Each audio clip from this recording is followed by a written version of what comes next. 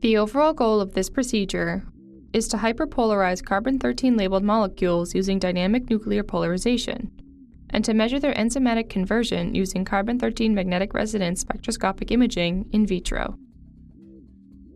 This method increases the resonance signal of carbon by 10,000 to 100,000-fold, allowing the labeled compounds to be distinguished from their metabolic products and to be localized in the body by imaging. The main advantage of this method compared to state-of-the-art techniques is that it provides a view of the metabolism of naturally occurring substances in living organisms in real time. Although this method can provide insight into the metabolism of cancer and other diseases in vitro, it can also be applied to animal models and human patients. The application of this technique exceeds tumor localization.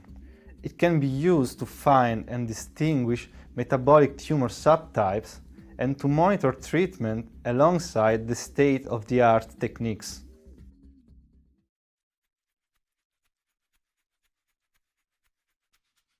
To begin the procedure, first prepare a 1 millimolar solution of gadoterate meglumine in concentrated 1-carbon-13 pyruvate.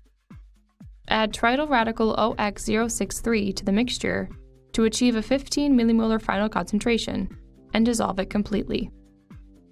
In the DNP polarizer software, click Cool Down to decrease the temperature of variable temperature insert, or VTI, below 1.4 Kelvin.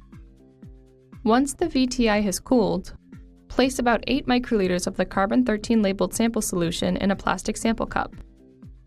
Attach the cup to the sample insertion rod.